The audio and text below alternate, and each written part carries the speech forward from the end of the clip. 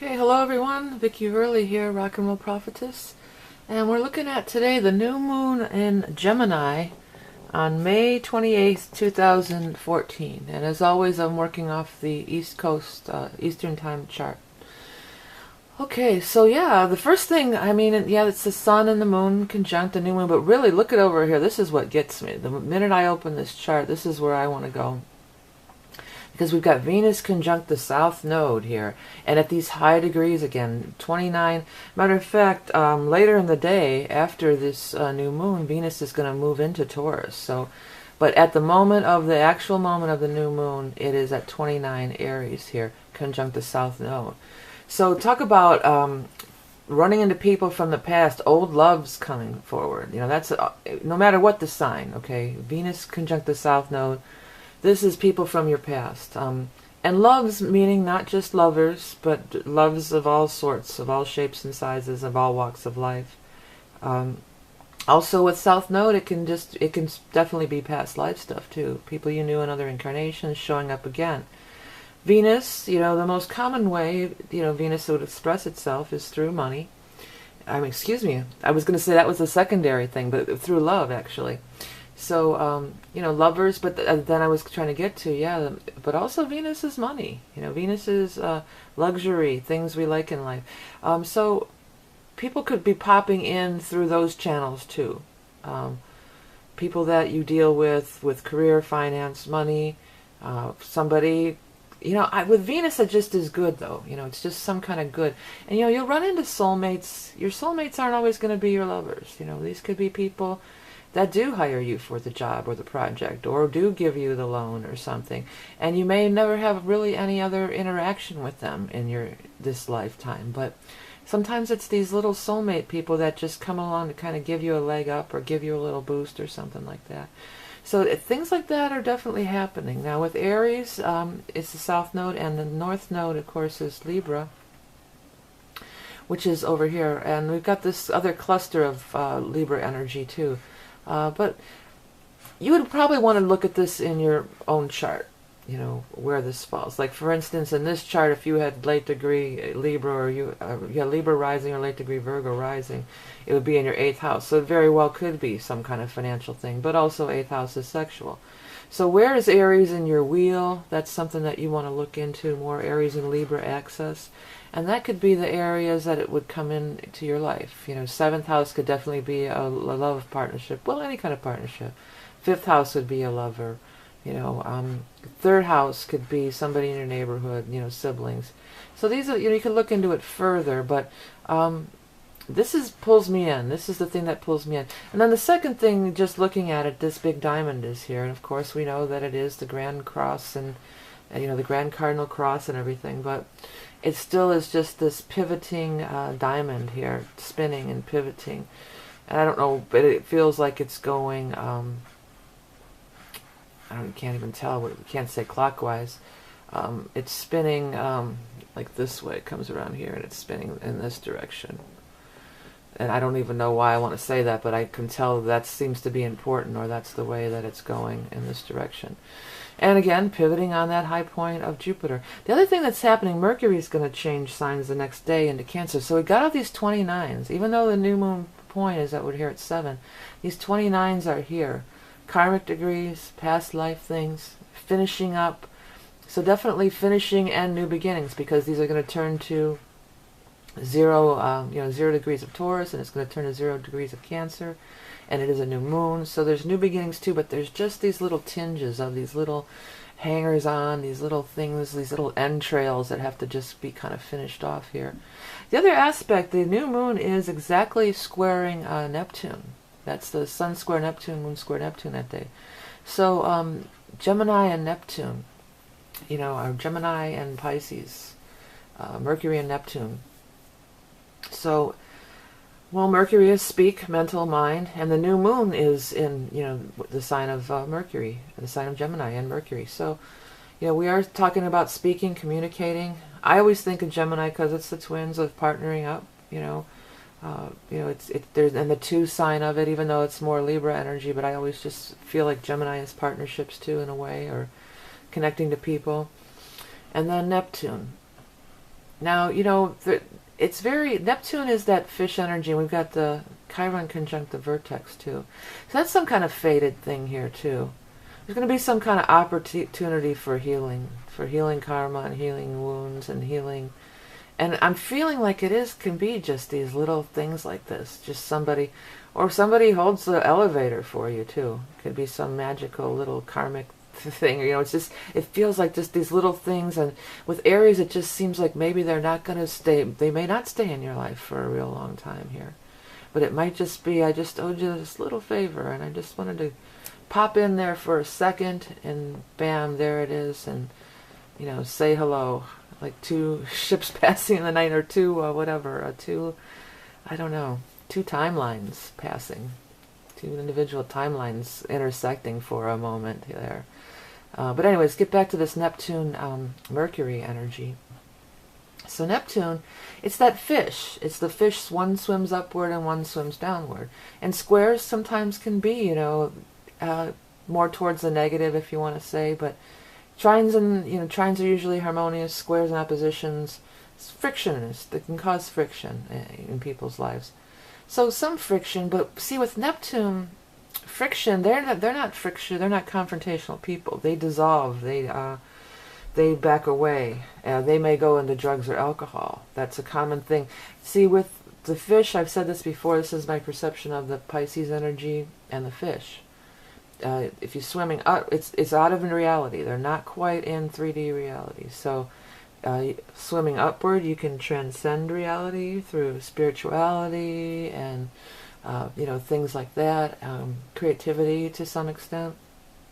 And then if it's swimming downward, it's like escapism often, and it has to do with drugs and alcohol. It has to do with sometimes mental illness. It's also the 12th house. It's like withdrawing into yourself. And with Mercury and Gemini, that's not withdrawing into yourself.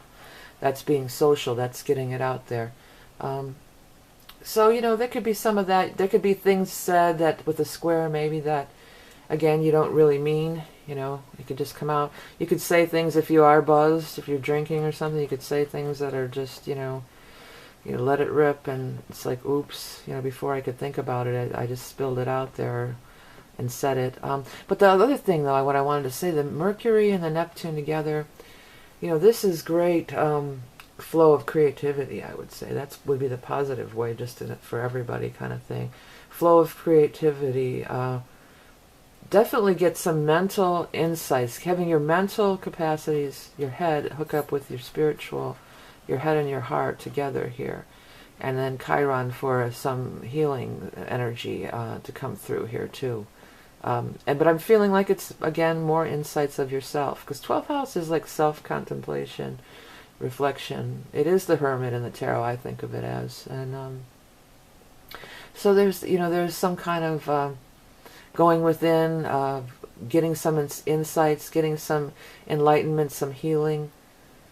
Make your head understand what your heart's felt all along. By the same token, being able to articulate clearly what your heart's saying to another, if it is a love thing with a past life connection, expressing your feelings, saying I do, be the first one to say I love you or something like that. That could be definitely this, speaking words of love here.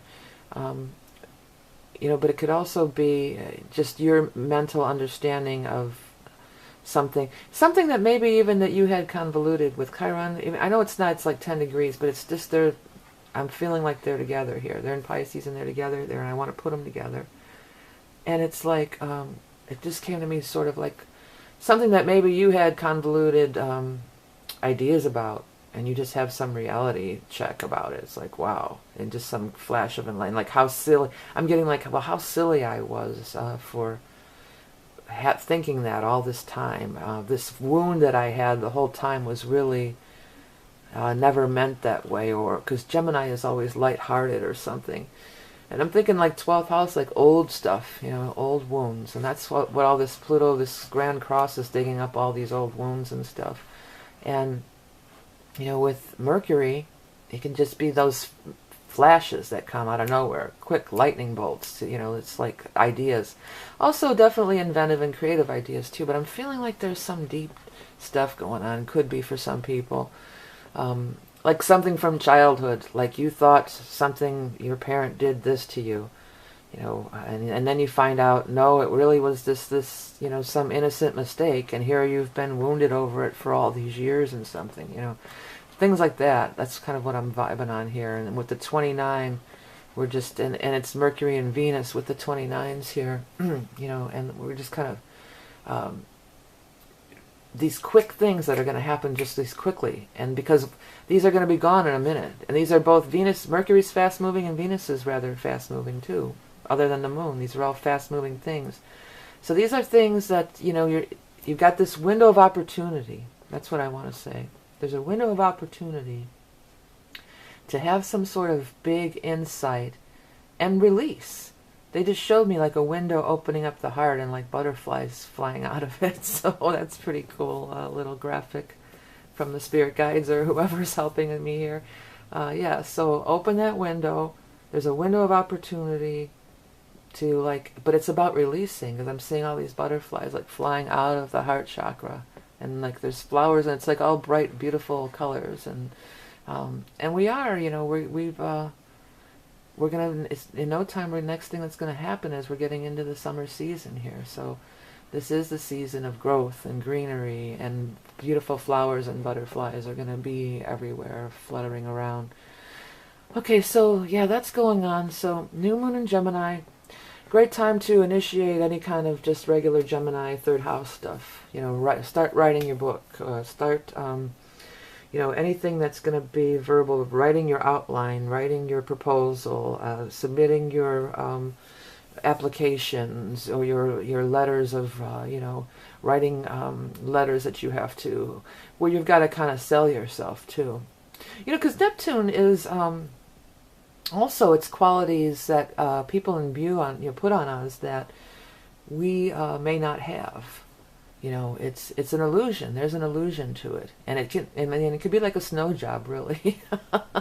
But if you're trying to write a sales pitch, or a snow job was not the right word. Like if you're trying to write a sales pitch, you could come up with some pretty flowery or some pretty good flow with that, or paint something beautiful to be better than it is. Also in your mind too.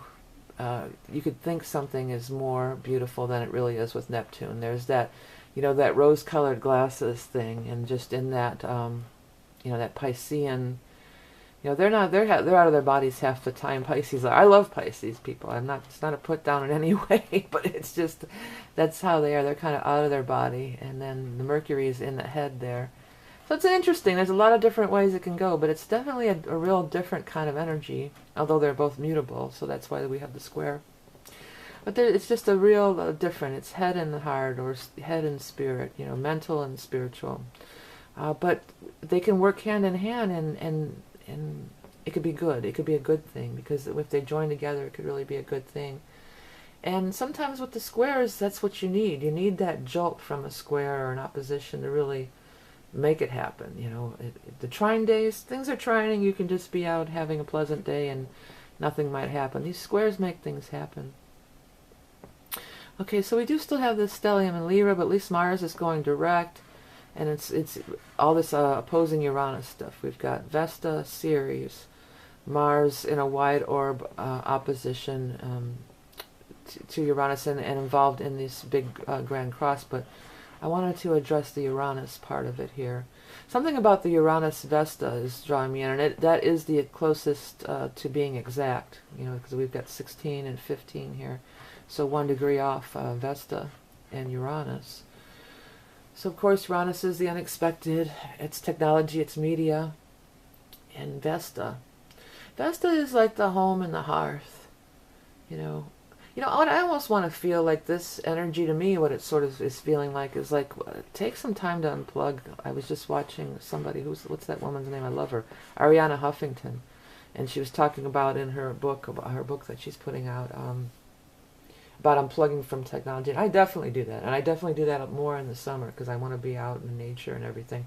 But like not taking the cell phone into the bed with you, I never do that either. Or computer, no. So, I mean, that's the kind of thing that just kind of popped in that came forward here. Because Vesta is more the home and the hearth and the family. And Uranus seems to be interfering with that. I mean, I know we can't live without our technology in this day and age, and I certainly can't either, but it's something like that, or it's causing static, or it's causing interference. Aries, it's Aries energy, and it's Uranus energy, and it's this home and family, and Ceres too. It is more food oriented. Again, just could be the ongoing things with the food and everything. The other thing I wanted to address is that Jupiter in Cancer and trining the Chiron, which I've been saying all along, is about the women healing. I feel that's part of what's going to come out of all this, and the technology and everything. And the other thing that's been happening is those tweeting about the women, let our girls free, for those women that are been captured by the I should have looked this up but I'm sure we all know. I'll put something at the bottom. I'm sure most of you know what I'm talking about, but it is basically through technology having a healing for women, because we take for granted that and Americans in general, we really take for granted how free we really are. We bitch a lot, but there's still countries and there's still things going on in this world where women are the genital mutilation and everything, and that's Saturn and Scorpio there, and how they women are property, and there's a lot of oppression of women still. But by Uranus energy being in here, and Aries, Aries is we're going to get it out there, and we don't care, we don't Aries to throw caution to the wind. They don't they're not cautious or thinkers, they're doers, and it's the combination of that with the technology, the internet, the tweeting, and everything that's happening now. So it's all getting right out there. It's getting right out there right now, and it can't hide. Scorpio's pulling it out. You can't hide anymore. Another thing that I feel because of Cancer, and that's women, but children also. And so I feel like another thing before we get through with this, there should be more to come about the trafficking of children as sex slaves and things like that. I'm sure that's involved in this too, and it's all starting to come out, and it's all starting to be uncovered, just like the scandals within the church were uncovered. Who would have ever thought that would all be revealed and brought out into the open? So people, through technology, through Uranus, in individuals uniting in Aquarius Uranus energy for the good of all through technology, things are changing, and you can't. There's no secrets anymore because there's cameras everywhere too. That's another thing. There's just cameras everywhere. So these deep, dark, clandestine, secret, dirty little secret things can't be hidden anymore. It's getting harder and harder to hide it, and we're becoming more and more a global community. And that's the way to healing, by exposing it, and not talking about, just take, for instance, the church scandals and that. The people didn't talk about it, and they were ashamed about it. So that's the way to get it all out there. And with this Scorpio energy, because we have this grand trine in water here too going on, and this has been kind of long-standing too. These are like setting up these frameworks. We've got the Grand Cross and then the Grand Trine in water. But it's slower things. It's all the outer, slower-moving planets. But as I've said before, it's slower, but it's long. It makes long-standing changes. It's slower to take effect, and it happens over time. Like just as these transitions and these transits are happening over time, the transitions that they're forging and the new groundwork that they're laying are going over time. But just back to the new moon in Gemini. So let's just wrap it up with that. I'm getting way off on a tangent here. New moon in Gemini: speaking, writing, communicating, doing, planning, trips, doing things in the neighborhood, getting involved in your neighborhood. Neptune, dispelling illusions, using it for creative things. That's because the actual only aspect to the new moon that I saw was the square to Neptune. So that's the point. Combine them together for a creative imagination. That would be the best expression of Mercury and Pisces energy together, I would say. Mercury and Neptune. Combine them, creative expression, creative outlets of all sorts. Also it's film too. and pictures. If nothing else, it'd be a good day to take some pictures. You know, you might get some great pictures, or have an insight of some new way of expressing pictures or something, or take some pictures and write some captions, or write a little blog accompanying with it. It could be just something as simple as that, and then there is the bigger worldly things that are going on here. So overall, Gemini, energetic, spontaneous, good. Watch what you say a little bit with the Neptune. You might say something you're going to regret a little. There's a little bit of an element like that. But overall, I feel fairly positive. And watch out for some people from past lives and past lovers popping into your life here. That day and a couple days leading up to it, as Venus conjuncts the South Node. That's the first thing that I really was drawn to very strongly. Okay, so let me real quick, one more time, we got to talk about my book. Because I want to thank you. It's been selling and people have been reviewing it on Amazon. It's a tarot book. It's easy to understand. It gives upright and reverse positions, and it also ties it in with other cards so you can get the whole picture, the big picture of the reading, and instead of reading the cards just one at a time. And I want to, it's available on Amazon. I have the link below. And I want to thank everybody who's been donating, because it really does make it worthwhile to keep doing the free readings and keep doing the free videos with your donations. And I like to thank you everybody for commenting, liking, sharing all my videos. I really appreciate that, and coming to me for readings. I really enjoy meeting new people and old people as well. This is Vicki Verley. Remember that you are love and beauty incarnate, and I'll speak to you soon.